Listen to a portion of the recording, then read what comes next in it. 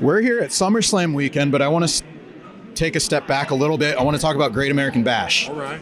You got a chance to compete. Yes. I would say you got a favorable response. Were you expecting that at all? No, I especially with all the things I'm doing now, the new stuff, the new character, if you will, and it's not even a character. I'm just doing me.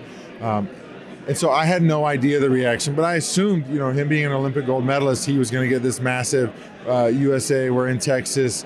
They obviously love the U.S. and are passionate about it. So I was like, man, they're going to be excited to see him. And they were not. They booed him pretty hard. And they were cheering for me. So it was a weird flip that I was not expecting, that's for sure.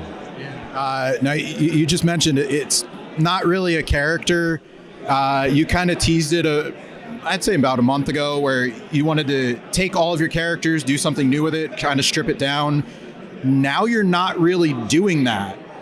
Was there at ever any point you said, okay, maybe I'm going to take the best of this one and stick with it, or are you just trying to really find something new to do in the future?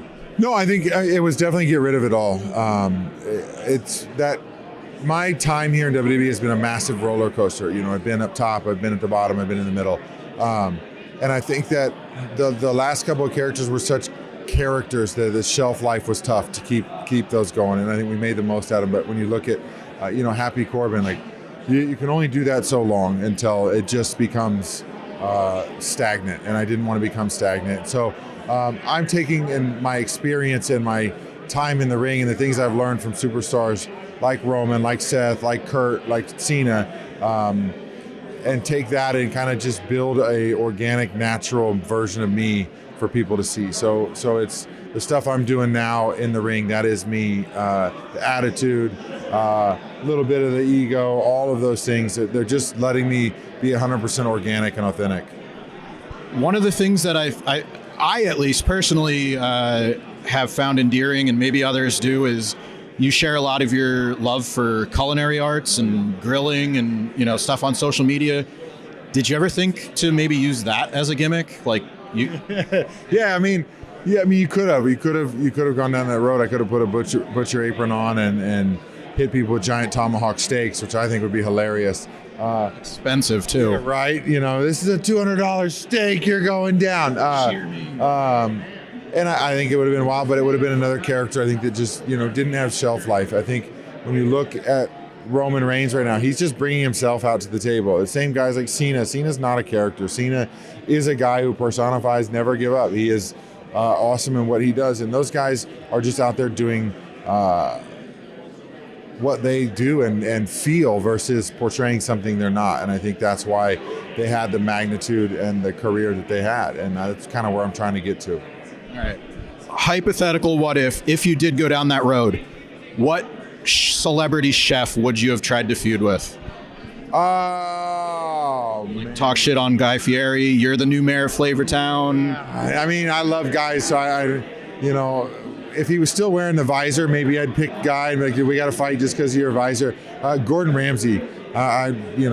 We've done some crazy shows over in London. I think the food is better here than over there, so we could argue about that.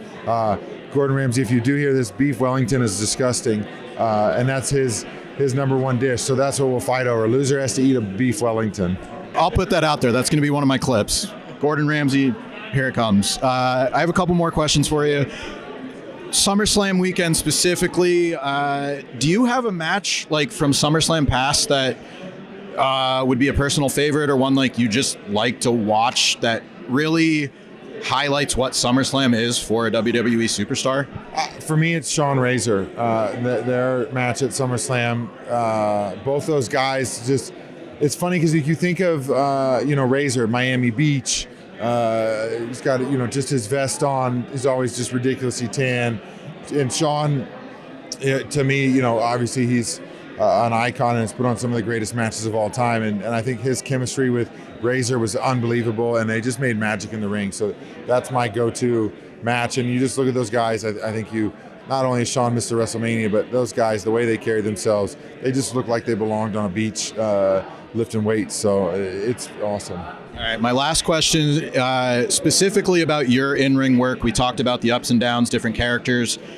putting the gimmicks aside, do you have a match that you think stands out in your own career just from the in-ring standpoint? Yeah, man, I feel like I have a few, going through the evolution of what I've done. I loved my match TLC with Kalisto. I thought that was really cool, and it was kind of a breakout match for me. I loved my match at SummerSlam with John Cena. I thought that was an awesome one. I thought Roman and I's match in Houston at the Rumble was one that stands out because we fought all over the entire building, and I got speared on top of a dugout in front of 80,000 people. Like, that one stands out. That's pretty massive. Obviously, Kurt at Mania is another one that is a massive match. And then there were a lot of really cool, like, 4-ways and 5-ways when you had, like, Sammy, Kevin, AJ. A lot of those matches stand out for me. And then some with Seth. Like, I thought some of I's, we had the TLC match one night in San Diego on a SmackDown before the TLC pay-per-view that I thought that match was unbelievable. And then just him and I's pay-per-view matches I thought were awesome and unique, especially when we had the Lacey, Becky involved. Those ones fly under the radar, but those were special.